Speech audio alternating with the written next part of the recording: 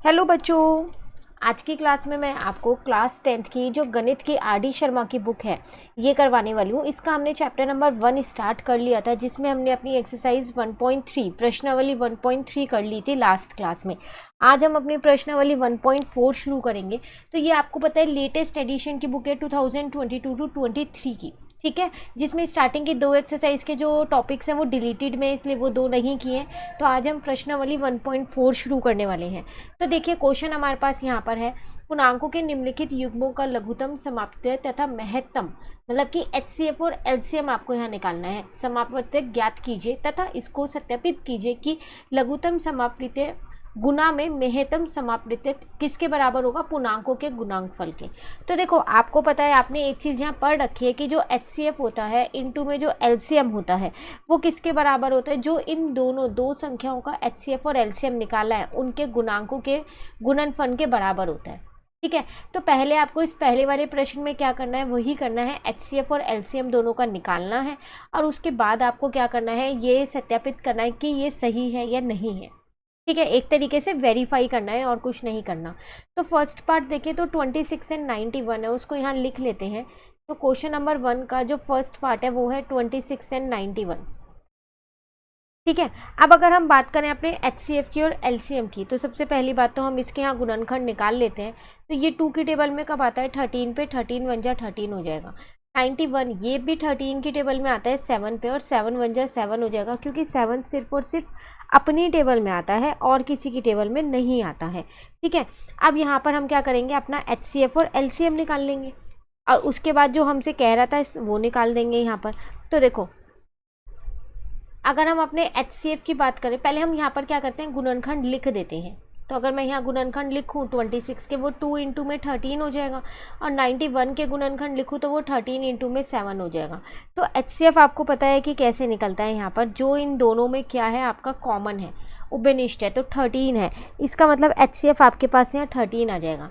ठीक है, बात करें हम अपने LCM की, तो वो कितना आ जाएगा, जो उभयनिष्ठ है, कॉमन है, उसे एक बार लिख लिया और बाकी जो संख्याएं बचे उसे ऐसे ही लिख दिया। तो ये आ जाएगा आपका 182। ठीक है, यहाँ तक तो कोई दिक्कत नहीं है, आपके ये 2 चीज़ें तो निकल ही गए हैं यहाँ पर। क्लियर है ना, इसका मतलब मैं लिख देती हूँ यहाँ LCM है और इसका मतलब है HCF। अब हम सारे पार्ट में ये लघुत्तम और महत्तम ना लिख के LCM और HCF लिख देंगे। ठीक है, अब आपको यहाँ पर क्या करना है, सत्यापित करना है, तो चलो वो भी यहाँ पर हम कर लेते हैं। तो अब वो कैसे करेंगे, यहाँ पर देखो, तो HCF इंटू में LCM जो है वो किसके बराबर होना चाहिए, इन दो संख्याओं के गुणनफल के बराबर। तो 26 इंटू 91 होना चाहिए। तो ये आपके पास 13 है, ये आपके पास 182 है, और 26 को जब आप 91 से इंटू करोगे तो 2366 आएगा, और ये जब करोगे तो ये भी 2366 आ रहा है, दोनों बराबर है, तो हो गई, वेरीफाइड हो गए हैं ये। क्लियर है। चलिए सेकेंड पार्ट अगर हम यहाँ पर देखें अपना, तो सेकेंड पार्ट है हमारे पास यहाँ पर 510 एंड 92 है। तो पहले 510 के यहाँ पर क्या करते हैं, हम गुणनखंड निकाल लेते हैं अपने। ठीक है, तो ये 2 की टेबल में आता है आपके पास, 2 2 जा 4 हो जाएगा, 2 5 जा एंड 2 5 जा। अब ये 2 की टेबल में नहीं आता, अब ये आपके पास 3 की टेबल में आता है 85 पे। अब ये 5 की टेबल में आता है आपके पास 17 पे, और 17 जो है वो अपनी ही टेबल में आता है तो 1 पे आ जाएगा। 92 के अगर हम देखें तो ये 2 की टेबल में आता है 46 पे, ये 2 की टेबल में आता है फिर दोबारा 23 पे, देन 23 वन जा 23। तो 510 क्या हो जाएगा, 2 इंटू में 3 इंटू में 5 इंटू में 17। ठीक है, और 92 क्या हो जाएगा, इसके गुणनखंड है 2 इंटू में 2 इंटू में 23। अब बात करें हम अपने HCF की, तो इसमें उभयनिष्ठ मेरे को एक 2 दिख रहा है, इसके सिवा कुछ नहीं दिख रहा, तो 2 ही हो जाएगा। और अगर हम अपने LCM की बात करें तो जो उभयनिष्ठ है उसको एक बार लिख दिया, और जो बाकी के बचे हुए हैं ना उनको ऐसे ही लिख दिया। उभयनिष्ठ ये दोनों थे, ये वाला 2 मैंने एक बार लिख दिया है यहाँ पर। ठीक है, और ये वाला 2 अलग से लिख दिया। अब इन सबको आपको गुना करना पड़ेगा, तो आपका आंसर आएगा यहाँ पर 23460। ठीक है, चलो अब देखते हैं यहाँ पर कि HCF इंटू LCM जो है वो इन दोनों के गुना के बराबर है या नहीं है। ठीक है, तो वो यहाँ लिख लेते हैं हम इसको। ठीक है। तो पहले यहाँ लिख देते हैं हम, तो HCF इंटू में LCM जो है वो किसके बराबर आना चाहिए, वो आना चाहिए आपका जो आपकी दो संख्याएं दे रखी थी, तो एक 92 था और एक आपके पास 510 था।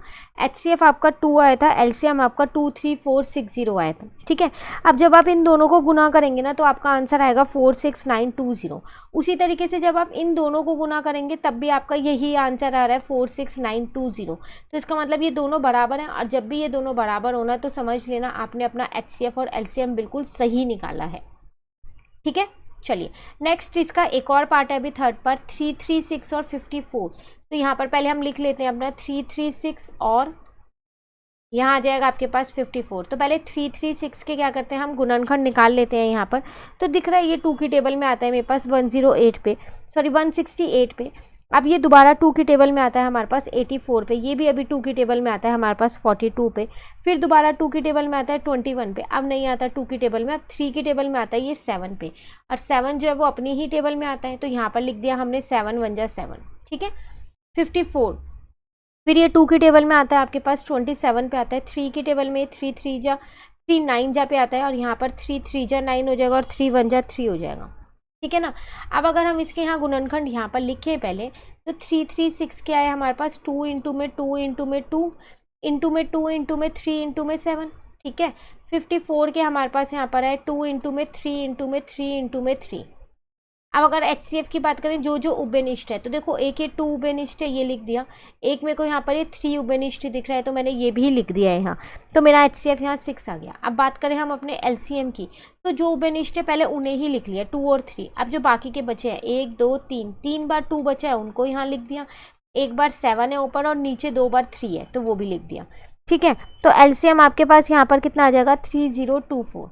चलो अब जांच करते हैं कि HCF इंटू LCM जो है वो इन दो संख्याओं के गुणनफल के बराबर है या नहीं। तो पहले यहाँ लिख लेते हैं हम HCF इंटू में LCM बराबर में क्या होना चाहिए 54 इंटू में होना चाहिए 336। ठीक है, HCF आपने देखा 6 निकाला, LCM आपने देखा 3024 निकाला। अब यहाँ पर इन दोनों को जब आप गुना करने वाले हो तो आपका आंसर आ रहा है 18144। अब जब इन दोनों को गुना करो ना तो भी यही आंसर आ रहा है 18144। तो इसका मतलब ये दोनों बराबर हैं, तो जो आपने HCF और LCM निकाला है इस वाले पार्ट का वो बिल्कुल ठीक निकाला है। क्लियर है, ये है आपके पास क्वेश्चन नंबर 1 जो हमारा यहाँ पर होता है कंप्लीट। अगर इस क्वेश्चन में आपको कहीं पर भी डाउट होना क्वेश्चन 1 में तो कमेंट करके पूछ लीजिएगा। तो नेक्स्ट क्वेश्चन है हमारे पास यहाँ क्वेश्चन नंबर 2। इसमें आपसे क्या कह रहा है यहाँ आपसे कह रहा है अभाज्य गुणनखंड द्वारा निम्नलिखित पूर्णांकों का लघुत्तम समक्तित्य तथा महत्तम समापवर्तक ज्ञात कीजिए। अब आपको निकालना है, तो यहाँ भी HCF और LCM है जैसे आपने ऊपर वाले क्वेश्चन में निकाला है, लेकिन यहाँ पर एक विधि लिख दिया अभाज्य गुणनखंड, मतलब आपको यही विधि यूज़ करके इसका ही इस्तेमाल करके HCF और LCM निकालना है, और सत्यापित इसमें क्वेश्चन में नहीं करना है, सिर्फ HCF और LCM ही निकालना है। ठीक है, चलिए देखिए स्टार्टिंग के 3 पार्ट तो आपको NCERT ही दे रखे हैं, और NCERT से आपको पता है हमने ये चैप्टर कंप्लीट कर रखा है, चारों एक्सरसाइज चैनल पे अपलोड है, प्लस लिंक मैं आपको नीचे डिस्क्रिप्शन में दे दूंगी, आप वहाँ से भी कर लीजिएगा NCERT भी। ठीक है, तो फर्स्ट पार्ट देखते हैं अपना 12, 15 और 21 है। तो अगर हम अपना फर्स्ट पार्ट यहाँ पर लिख लें पहले इधर, तो ये हमारे पास क्वेश्चन नंबर 2 का फर्स्ट पार्ट है जिसमें हमारे पास दे रखा है 12, 15 और कितना दे रखा था 21। तो पहले हम इसके क्या करते हैं अभाज्य गुणनखंड कर लेते हैं। तो 12 होगा तो 2 6 जा 2 3 जा और 3 1 जा। ठीक है, ऐसे 15 के करेंगे तो वो क्या होगा 3 5 जा और 5 1 जा हो जाएगा। 21 के करेंगे तो वो क्या होगा 3 7 जा और 7 1 जा हो जाएगा। तो यहाँ लिख लेते हैं 12 के गुणनखंड कितना है 2 इंटू 2 इंटू 3। 15 के गुणनखंड कितना है आपके पास 3 इंटू में 5, और 21 के गुणनखंड कितना है यहाँ पे 3 इंटू 7। तो HCF जो है वो क्या आएगा आपके पास, जो इन तीनों में उभयनिष्ठ होता है वो ही आता है ना HCF, तो इन तीनों में सिर्फ 3 ही उभयनिष्ठ है तो HCF 3 आ जाएगा। और LCM क्या आएगा आपके पास, जो उभयनिष्ठ है इन पे ना गोला लगा देना उभयनिष्ठ पे याद से। ठीक है, तो ये 3 तो आएगा ही, और जो बाकी की बची हुई संख्या है उनको एज इट इज़ लिख देना है। ठीक है ना, अब इन सब का क्या करो आप गुना कर दो तो 420 आपका आंसर आ जाएगा। तो ये था आपका पहला पार्ट क्वेश्चन नंबर 2 का। क्लियर है, चलिए सेकंड देखते हैं। 17, 23 एंड 29 है यहाँ पर, तो सेकंड पार्ट पहले यहाँ लिख लेते हैं। तो 17, 23 और कितना है 29। अगर आप ध्यान से देखो ये तीनों वो संख्याएं जो सिर्फ अपनी ही टेबल में आती हैं। और किसी की टेबल में नहीं आती है, तो ये अभाज्य संख्या है। तो 17 की टेबल में ही आएगा, 23 जो है ये 23 की टेबल में आएगा, और 29 जो है वो 29 की ही टेबल में आएगा। तो 17 के गुणनखंड देखें तो वो 17 इंटू 1 है, 23 के गुणनखंड देखें तो वो 23 इंटू 1 हो जाएगा, 29 के गुणनखंड देखें तो वो 29 इंटू 1 होगा। तो इन तीनों में उभयनिष्ठ 1 है, तो 1 ही मेरा क्या हो जाएगा यहाँ पर HCF हो जाएगा। एलसीएम की बात करें तो 1 इंटू में 17 इंटू में 23 इंटू में 29 हो जाएगा, ठीक है ना। तीनों को गुना कर दो और आपका आंसर आ जाएगा। क्लियर है? चलिए थर्ड पार्ट करते हैं, 8, 9 एंड 25।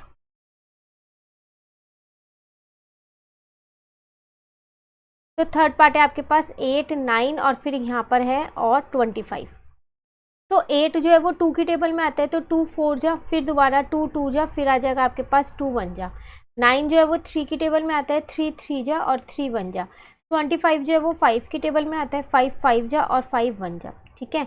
8 के गुणनखंड लिखें तो 2 इंटू 2 इंटू 2 हो जाएगा, 9 के गुणनखंड लिखें तो 3 इंटू 3 हो जाएगा, 25 के गुणनखंड लिखें तो 5 इंटू 5 हो जाएगा। क्लियर है यहाँ तक? अब अगर हम अपना HCF देखें तो यहाँ पर आप देखोगे यहाँ पर आपको कुछ भी उभयनिष्ठ नहीं मिल रहा है, नहीं मिल रहा है ना। तो जब भी कुछ भी उभयनिष्ठ ना हो तो 1 आपका उभयनिष्ठ होता है हमेशा, तो आपको 1 लिखना है। और अगर LCM की बात करें तो ये सारी संख्या ही ऐसे ही लिख दो, क्योंकि उभयनिष्ठ तो कोई भी कुछ भी नहीं है, इसलिए इन सबको हमने ऐसे ही लिख दिया, ठीक है। अब इनको गुना कर लो तो 1800 आपका आंसर। क्लियर है? कहीं भी डाउट होना तो कमेंट करके पूछ लेना। फोर्थ पार्ट है आप पे 40, 36 और कितना है आपके पास 126। तो पहले यहाँ लिख लेते हैं उसको। तो 40, 36 और 126। तो 40 तो ये 2 की टेबल में आता है 20 पे, फिर ये 2 की टेबल में आता है 10 पे, ये 2 की टेबल में आता है आपके पास 5 पे, और 5 1 जा क्या हो जाएगा 5 हो जाएगा।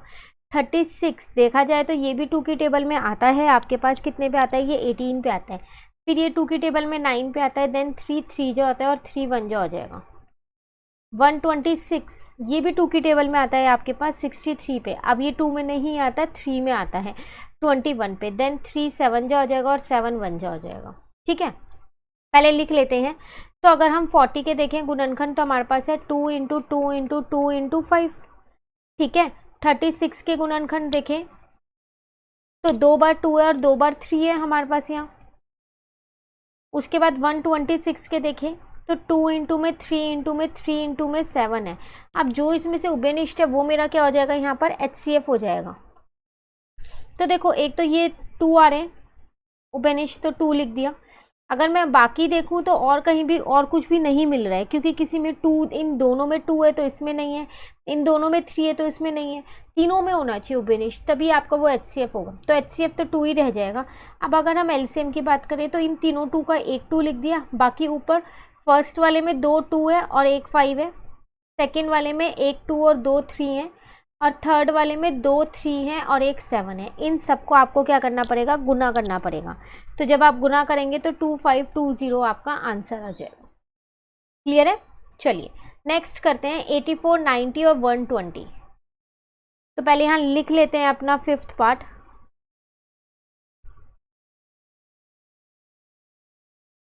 ठीक है। अब 84 ये 2 की टेबल में आपके पास आता है, कब आता है 42 पे आता है, ठीक है। फिर ये 2 की टेबल में 21 पे आता है, देन 3 7 जो हो जाएगा आपके पास और 7 1 जो हो जाएगा। अब 90 देखें तो ये 2 की टेबल में आता है आपके पास 45 पे, पर अब ये 2 की टेबल में नहीं आता, 3 की टेबल में आता है 15 पे, देन 3 5 जो हो जाएगा और 5 1 जो हो जाएगा। अगेन 120 देखें तो 2 की टेबल में आता है आपके पास 60 पे, फिर ये 2 की टेबल में 30 पे आता है, फिर ये 2 की टेबल में 15 पे आता है, अब ये 3 की टेबल में आता है 5 पे, देन 5 1 जा 5। तो 84 किसके बराबर हो गया, 2 इंटू 2 इंटू 3 इंटू 7। 90 किसके बराबर हो गया, 2 इंटू 3 इंटू 3 इंटू 5। और 120 किसके बराबर आ जाएगा, 2 इंटू 2 इंटू 2 इंटू 3 इंटू 5। अगर हम इसमें देखें कि क्या क्या उभयनिष्ठ है, तो देखो दोनों में ये 2 तो आ ही रहा है, तो एक तो 2 ही लिख दिया। अगर 3 देखें तो 3 भी 1 2 और यहाँ भी आ रहा है, तो इंटू में 3 भी लिख दिया। और कुछ देखें तो और कुछ मेरा यहाँ पर उभयनिष्ठ नहीं है, तो इसका मतलब मेरा HCF तो 6 आ गया। अब बात करें LCM की, तो जो उभयनिष्ठ थे उनको पहले लिख लो। तो 2 इंटू 3 पहले लिख दिया। अब पहले वाले में 2 और 7 बचा है, दूसरे वाले में 3 और 5 बचा है, तीसरे वाले में 2 इंटू 2 इंटू 5 बचा है, ठीक है। अब बस इन सबको गुना करना है, अब और कुछ भी नहीं करना है। तो जब आप इन सबको गुना करेंगे तो आपका आंसर कितना आएगा यहाँ पर 2520। एक बार क्रॉस चेक कर लेते हैं कि मल्टीप्लाई करके हमारा 2520 आ रहा है या नहीं आ रहा। तो 2 3 जा 6 हो जाएगा, 7 2 जा 14 हो जाएगा, 6 इंटू में 14 हो जाएगा आपके पास 84, 3 5 जा 15 हो जाएगा, इंटू 15 कर देंगे, उसके बाद 2 5 जा 10 2 जा 20 हो जाएगा, ठीक है। तो आपका 2 5 जा 10 10 2 जा 20, तो 25200 आपका आंसर।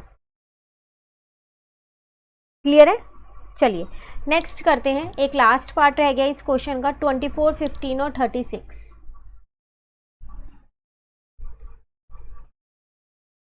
24 15 और 36। तो 24 2 की टेबल में आपके पास आता है 2 12 जो होता है, देन ये 2 6 जो हो जाएगा, 2 3 जो हो जाएगा और 3 1 जो हो जाएगा। ऐसी 15 जो है वो 3 की टेबल में आता है, 3 5 जो हो जाएगा और 5 1 जो हो जाएगा। 36 जो है वो 2 की टेबल में आता है, 2 18 जो हो जाएगा, देन 2 9 जो हो जाएगा, 3 3 जो हो जाएगा और 3 1 जो हो जाएगा, ठीक है। अब यहाँ पर लिख लेते हैं पहले हम। 24 के आए आपके पास 2 इंटू 2 इंटू 2 इंटू 3, ठीक है ना। उसके बाद अगर हम देखें 15 के तो 3 इंटू 5 ही होंगे। 36 के आपके पास आए हैं 2 इंटू 2 इंटू 3 इंटू 3। अब HCF जो उभयनिष्ठ है वही तो होगा। तो देखो अगर आप देखो तो उभयनिष्ठ सिर्फ 3 आ रहा है, क्योंकि तीनों में, इसमें भी 3 है, इसमें भी 3 है और इसमें भी 3 है, और कुछ भी नहीं आ रहा है, ठीक है। अगर हम बात करें अपने LCM की, तो जो बाकी के बचे हुए हैं वो लिख देंगे। तो पहले उभयनिष्ठ वाला 3 लिख दिया। अब इसके अंदर 3 बार 2 बचा है, दूसरे वाले में 5 बचा है, तीसरे वाले में 2 बार 2 और 1 बार 3 बचा है, ठीक है। अगर हम इनका गुना करें तो देख लेते हैं कि हमारा कितना आ रहा है। तो देखो 2 3 जा 6 हो जाएगा, 2 2 जा 4 हो जाएगा, ठीक है, 5 2 जा 10 हो जाएगा, 2 3 जा 6 हो जाएगा। तो इन्हें गुना कर लेते हैं। तो 6 इंटू में 4 24 हो जाएगा, 24 इंटू में 60 कर देंगे हम, ठीक है ना। तो 2 3 जा 6 हो गया, 6 इंटू में 4 24 हो गया, 5 2 जा 10 हो गया, 24 को 10 से इंटू कर दिया 240 हो गया, और 2 3 जा 6 हो गया। तो यहाँ पर हमारा आंसर आ गया 1440,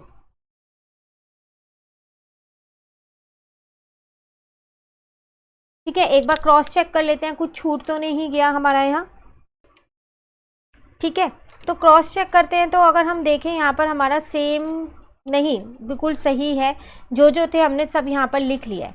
तो ये था हमारे पास कौन सा क्वेश्चन नंबर 2 जो हमारा कंप्लीट हो गया। कहीं पर भी आपको इसमें डाउट होना तो आप कमेंट करके पूछ लीजिएगा। तो अब नेक्स्ट क्वेश्चन नंबर 3 है हमारे पास यहाँ पर। इसमें आपसे क्या कह रहा है, 6 अंकों की सबसे बड़ी संख्या ज्ञात कीजिए जो 24 15 और 36 से पूर्णतः भाज्य हो। आपको एक ऐसी 6 अंकों की सबसे बड़ी संख्या बतानी है जो इन तीनों की टेबल में आती हो। वैसे देखा जाए तो 6 अंकों की सबसे बड़ी संख्या होती क्या है, अगर हम 6 बार 9 लिख दे तो वही तो होती है, पर जब हम 6 बार 9 लिखेंगे ना तो वो वाली जो संख्या है ना वो इन तीनों की टेबल में नहीं आती है। कैसे पता चला नहीं आती, चलो एक बार चेक करते हैं आती है या नहीं आती, ठीक है। तो पहले तो जो ये तीनों संख्या हैं वो यहाँ पर देखो। तो क्वेश्चन नंबर 3 यहाँ पर मैंने लिखा, सबसे पहली बात मैं यहाँ पर लिख देती हूँ कि वो 6 अंकों की सबसे बड़ी संख्या होती क्या है।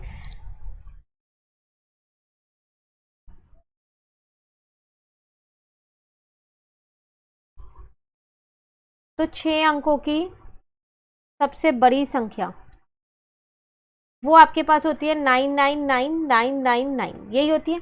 अब हम क्या करते हैं, इनका एलसीएम ले लेते हैं तीनों का जो हमें दे रखा है। कौन कौन सी दे रखी है, 24 15 और 36।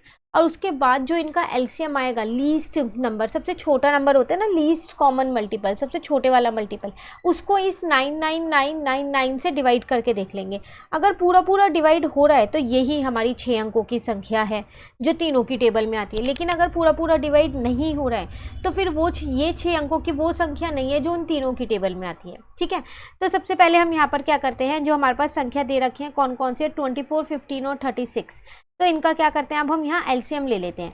तो 24 15 और 36 एलसीएम लेना है, एचसीएफ नहीं लेना, इस चीज़ का ध्यान रखिएगा, ठीक है। तो अगर ये तीनों मैं यहाँ पर देखूँ तो ये 2 की टेबल में कब आते हैं, 12 पे आता है, 15 नहीं आता, ये 18 पे आता है। फिर यहाँ पर देखें तो ये 2 की टेबल में 6 पे आता है, ये नहीं आता, ये 9 पे आता है। अभी भी ये 2 की टेबल से जा रहे हैं तो ये 2 की टेबल में हमारे पास 3 पे आता है, ये नहीं आता, ये भी नहीं आता। 3 की टेबल में अब ये 3 1 जा 3 हो जाएगा, 3 5 जा हो जाएगा और 3 3 जा हो जाएगा। ठीक है, अगेन यहाँ पर 3 1 जा आ जाएगा और यहाँ पर आपके पास क्या आ जाएगा, 5 1 जा आ जाएगा। तो इनका जो एलसीएम आया वो आपके पास कितना आया, 2 इंटू में 2 इंटू में 2 और 3 इंटू में 3 इंटू में 5, यही आया। अब अगर आप इसको यहाँ गुना करेंगे तो गुना करके देखिए कितना आएगा, 2 2 जा 4 2 जा 8 हो जाएगा, 3 3 जा 9 और 9 5 जा कितना हो जाएगा, 45। इसका मतलब 45 को 8 से मल्टीप्लाई कर लेते हैं। तो जब हम 45 को 8 से मल्टीप्लाई करेंगे तो हमारा आंसर आएगा 360। अब मैं क्या करती हूँ, जो ये मेरा एलसीएम आया इन तीनों संख्याओं का, इसको इससे भाग करके देखती हूँ। ठीक है, अगर ये पूरा पूरा जा रहा है इससे तो इसका मतलब क्या है, यहाँ पर आपकी यही वो 6 अंकों वाली संख्या है। लेकिन अगर पूरा पूरा नहीं जा रहा तो ये वो संख्या नहीं है 6 अंकों की सबसे बड़ी जो इन तीनों की टेबल में आती है। ठीक है, चलो करके देखते हैं यहाँ पर। तो यहाँ पर मैंने लिखा 360 और यहाँ पर लिखा 999999। ठीक है, अब 362 जो आपके पास होता है 720, तो यहाँ 9 बचेगा, यहाँ 7 बचेगा, यहाँ पर 2 बचेगा, ये तो नहीं जाएगा, तो एक 9 और मैंने यहाँ लिख लिया है। अब 360 की टेबल में इससे छोटा नंबर या फिर यही वाला नंबर, तो 367 जो अगर आप करोगे ना तो वो आपका आ जाएगा 2520। ठीक है, यहाँ 9 बचेगा, यहाँ 7 बचेगा, यहाँ 2 बचेगा। अब की बार मैंने ये वाला 9 लिख लिया, अगेन ये इसी पे ही जाएगा दोबारा 7 पे ही, तो 2520 पे ही जाएगा। तो यहाँ 9 लिख लिया, यहाँ 7 लिख लिया, यहाँ 2 लिख लिया, एक बार और यहाँ पर मैंने 9 लिया। ठीक है, अभी भी ये इसी पे ही जाएगा 7 पे ही, तो 2520। तो अब यहाँ बचा 9, यहाँ बचा 7, यहाँ बचा 2, ये बच गया, अब नहीं जा रहा। इसका मतलब ये पूरा पूरा भाग नहीं हो रहा, तो ये वो 6 अंकों वाली संख्या नहीं है। हमारे पास यहाँ पर शेषफल बचा हुआ है, नहीं है ना ये 6 अंकों वाली वो संख्या। तो अब हमारी वो संख्या होगी कौन सी, तो वो यहाँ लिखेंगे हम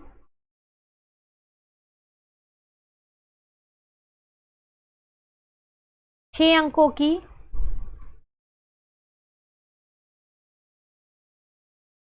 सबसे बड़ी संख्या जो 24, 15 और 36, यही 3 थे ना हमारे, से पूर्णतः भाज्य है। तो वो संख्या होगी कौन सी हमारी, वो क्या करो, जो आपकी संख्या थी पहले से उसमें से इस शेषफल को माइनस कर दो। ठीक है, तो 279 को माइनस कर दिया तो आ जाएगा 999720। तो ये है वो संख्या, क्योंकि जैसे ही आप इसमें से इसको ये वाले को इसमें से माइनस करोगे तो ये इससे पूरा पूरा भाग हो जाएगा ना, क्योंकि यही तो बच रहा है 279। तो बस, तो यही आपकी आ गई 6 अंकों वाली संख्या। ठीक है, ये था आपके पास क्वेश्चन नंबर 3। कहीं भी डाउट हो कमेंट करके पूछ लीजिएगा। तो नेक्स्ट क्वेश्चन है अब हमारे पास यहाँ पर क्वेश्चन नंबर 4। तो अगर आप इस क्वेश्चन में देखें तो आपसे यहाँ पर क्या कह रहा है, एक आयतकार बरामदा 18 मीटर 72 सेंटीमीटर लंबा तथा 13 मीटर 20 सेंटीमीटर चौड़ा है। इसमें समान विमाओं वाली वर्गाकार टाइल लगानी है। इस प्रकार की टाइलों की न्यूनतम संख्या ज्ञात कीजिए। देखो यहाँ पर आपके पास क्या है, एक आयतकार का क्या है बरामदा है, उसमें आपको उसकी लंबाई और चौड़ाई दोनों ही दे रखी है। आपसे क्या कह रहा है, इसमें आपको टाइल लगानी है। जो टाइल है ना वो कौन से आकार की है, वो वर्गाकार आकार की है, मतलब कि जो स्क्वायर वर्ग के आकार की है। तो अब आपको ये बतानी है कि कितनी टाइलों की संख्या कितनी होगी, ज़्यादा से ज़्यादा उसमें कितनी टाइल हमारी लग जाएंगी वो आपको बतानी है। तो सबसे पहली बात तो हमारे को ये पता होना चाहिए कि एक टाइल का साइज़ कितना है ना, वो कितनी चौड़ी है वो हमारे को पता होना चाहिए। अब वर्गाकार है तो चारों तरफ से बराबर ही होगी। तो मैं क्या करती हूँ, पहले उसका यहाँ पर साइज़ निकाल लेती हूँ। अब उसका साइज़ निकालने के लिए हमें क्या करना पड़ेगा, तो जो हमारे को ये इसकी लंबाई और चौड़ाई दे रखी है, पहले तो हम इसको बदल देते हैं, क्योंकि आप देख लो ये मीटर और सेंटीमीटर दोनों में दे रखी है ना। तो इसको पहले चेंज कर लेते हैं। तो यहाँ पर लिख लेते हैं हम,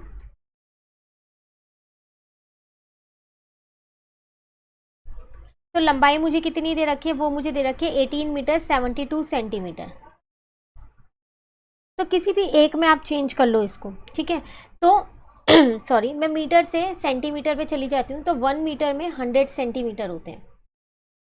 तो इसका मतलब हो जाएगा 18 इंटू में 100 अब प्लस का 72, तो ये आ जाएगा आपका 1800 प्लस का 72, तो कितना आ जाएगा 1872 सेंटीमीटर। ठीक है, उसी तरीके से चौड़ाई को भी बदल देते हैं। तो चौड़ाई आपको कितनी दे रखी है यहाँ पर, वो आपको दे रखी है यहाँ पर 13 मीटर और 20 सेंटीमीटर। तो 13 इंटू में 100 कर देंगे, क्योंकि 1 मीटर में 100 सेंटीमीटर होते हैं, प्लस का 20 ऐसी है, तो ये आ जाएगा आपके पास 1300 प्लस का 20, तो कितना आ जाएगा 1320 सेंटीमीटर। लंबाई चौड़ाई तो निकल गई उस आयतकार बरामदे की, लेकिन अब आपको टाइल का साइज़ निकालना है। तो सबसे बड़ा साइज़ उसमें कौन सा लगेगा वो देखना है। अब सबसे बड़े की बात कर रहे हैं तो हम क्या निकालेंगे, यहाँ पर अपना HCF निकालेंगे, ठीक है, मतलब महत्तम निकालने वाले हैं, समापवर्तक, ठीक है। HCF वही होता है हमारा। अब HCF निकालेंगे कैसे, यहाँ पर दो हैं, आपकी मर्ज़ी आप कौन सा भी तरीका इस्तेमाल करें, आप अभज्य गुणनखंड से करें या फिर हमने एक और तरीका सीखा था उससे करें, किसी से भी कर सकते हैं। एक होता है आपके पास कि आप उसको क्या करते रहें, भाग करते रहें, जब तक भाग करते रहें जब तक ज़ीरो ना आए, तो हम वो वाला तरीका भी यहाँ लगा सकते हैं। तो वो वाला तरीका अगर आपको नहीं आता है तो यहाँ पर सीख लीजिए। तो ये आपको पता है 1 पे ही जाने वाला है, 1320 डिवाइड कर रही हूँ मैं और कुछ भी नहीं कर रही यहाँ पर, तो ये आ जाएगा 552। अब देखो ज़ीरो नहीं आया तो अब दोबारा डिवाइड करो और इस वाली संख्या को अंदर लिखोगे इसकी अब की बार, ठीक है। तो अब ये 2 पे जाएगा तो कितना आ जाएगा 1104। अब फिर माइनस करोगे तो यहाँ पर आपके पास आ जाएगा कितना 6 आ जाएगा। यहाँ पर आपके पास बचेगा 1 और यहाँ पर आपके पास बचेगा 2। अभी भी ज़ीरो नहीं आया, अब 552 को अंदर रख लो, ठीक है। तो ये अभी भी 2 पे ही जा रहा है आपके पास, तो 216 इंटू 2 कितना होता है आपके पास, वो होता है 432। बस माइनस कर दो 120, अभी भी ज़ीरो नहीं आया, अब क्या करो 216 को अंदर रख लो, तो ये तो 1 पे ही जाएगा क्योंकि 2 पे करेंगे तो बड़ा हो जाएगा हमारे पास, ठीक है ना। तो यहाँ आ जाएगा 96, यहाँ आ जाएगा 120। अभी भी ये आपके पास 1 पे ही जा रहा है तो बचा 24। अब 96 को मैंने अंदर रख लिया। अब 96 24 के टेबल में आता है 4 पे, पूरा पूरा चला गया, 96 आ गया यहाँ। इसका मतलब जो आपका HCF है वो कितना आ गया आपके पास 24 आ गया। अब ये जो HCF आया यही आपकी जो वो टाइल है उसका जो साइज़ है वो है, मतलब उसकी जो आपकी लंबाई आई है, ठीक है ना। आपको पता है जो वर्गाकार है उसकी लंबाई और चौड़ाई जो है वो बराबर होगी, उसमें कोई चेंज नहीं होगा, वो चारों ही साइड से 24 सेंटीमीटर होगी। तो मैं ये कह सकती हूँ वर्गाकार टाइल की लंबाई मेरे पास यहाँ पर आ गई है।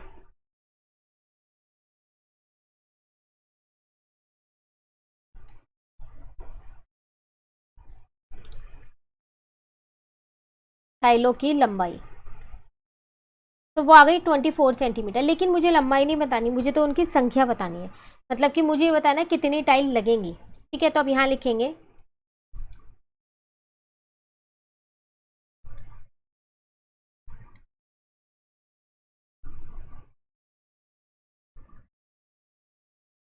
कैसे निकलेगी संख्या आपकी, जो आपके पास आयतकार का बरामदा था, ठीक है, वो उसका जो आपका क्षेत्रफल है वो क्या होगा, L इंटू बी होगा, क्योंकि वो आयतकार है उसका क्षेत्रफल L इंटू बी होता है, तो L इंटू बी कर दिया।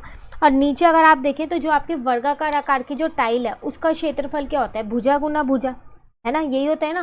तो यहाँ पर 24 है तो इसका मतलब 24 इंटू में 24 हो जाएगा वो, ठीक है। अब आपने L और B क्या क्या निकाला था, L आपने निकाला था 1872 और B आपने निकाला था 1320, और नीचे आ जाएगा 24 इंटू 24। बस दोनों को इनको हल कर दो, आपको जिसको कट करना है आप कट कर सकते हो, ऐसा कुछ नहीं है। मल्टीप्लाई करके सीधा डिवाइड करना है तो आप यहाँ पर डिवाइड भी कर सकते हैं, कैलकुलेशन आप अपने अकॉर्डिंग ही कीजिएगा। तो अगर 1872 आपका 24 के टेबल से जा रहा है तो आप उसे पूरा पूरा कट कर सकते हैं, जैसे मैंने यहाँ कट कर दिया है 78 पे। उसी तरीके से अगर 1320 आपका 24 पे जा रहा है तो आप उसको भी पूरा पूरा कट कर दो, 55 पे हो रहा है। बस अब इन दोनों को आपको क्या करना है, इंटू करना है और कुछ भी नहीं करना है। तो 4290, इसका मतलब इतनी टाइलें चाहिएंगी उस आयतकार बरामदे में लगाने के लिए। क्लियर है क्वेश्चन नंबर 4। कहीं पर भी डाउट होना आपको इस क्वेश्चन में तो कमेंट करके पूछ लीजिएगा। तो नेक्स्ट क्वेश्चन है हमारे पास यहाँ पर क्वेश्चन नंबर 5। इस क्वेश्चन में आपसे क्या कह रहा है, वह सबसे छोटी पूर्णांक ज्ञात कीजिए जो 1 से 10 तक की संख्याएं 1 तथा 10 सहित, मतलब 1 और 10 को भी गिनना है, से पूर्णतः भाज्य हो। मतलब कि आपको यहाँ पर क्या कह रहा है, वो सबसे छोटी पूर्णांक बताओ जो 1 से 10 तक की संख्याओं में बिल्कुल पूरा पूरा डिवाइड हो रहा हो। वो नंबर जो 1 की टेबल में भी आता हो, 2 की में भी, 3 की में भी, 4 की में भी, 5 की में भी, 6 की में भी, 7 की में भी, 8 की में भी, 9 की में भी और 10 की में भी। तो वो सबसे छोटा नंबर आपको बताना है। तो सबसे छोटा पूर्णांक जब आपको बताना है तो आप क्या करो, 1 से 10 तक का एलसीएम निकाल दो, तो आपको पता चल जाएगा जो भी आपका एलसीएम आएगा वही सबसे छोटी पूर्णांक होगी आपकी, ठीक है। तो कैसे करेंगे इस क्वेश्चन को, यहाँ पर देखो क्वेश्चन नंबर 5 है हमारे पास। तो यहाँ पर हम लिख देते हैं कि हम एलसीएम निकाल रहे हैं यहाँ पर। तो एलसीएम किस किस का निकालेंगे, एलसीएम ऑफ 1 2 3 4 5 6 7 8 9 10, उसने लिखा है 1 और 10 को भी लेना है, इसलिए हमने लिया है। लेकिन अगर 1 और 10 को लेना नहीं लिखा होता तो इनको नहीं लेते, सिर्फ इनकी बीच की संख्याएं लेते। ठीक है, अब देखो 2 की टेबल में जो जो जा रहा है पहले 2 की टेबल से करो। 2 1 जा 2 हो गया, 3 नहीं आता, 2 2 जा 4 हो गया, 5 नहीं आता, 2 3 जा 6 होता, 7 नहीं आता, 2 4 जा 8 हो गया, 9 नहीं आता, 2 5 जा 10 हो गया।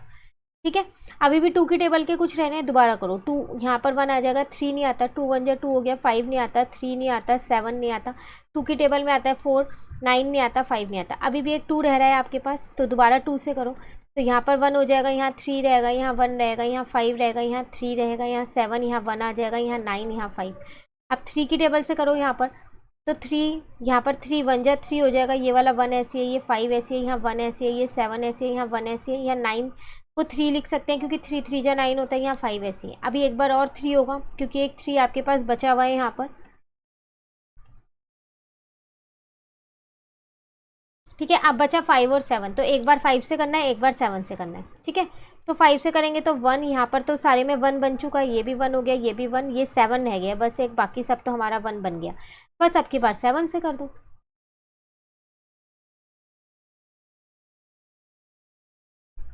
ठीक है, अब आपका एलसीएम कितना आ जाएगा? एलसीएम इन सबको क्या करो, आप गुना कर दो। तो 2 बार आपके पास 2 है, 3 बार 2 है, 2 बार 3 है,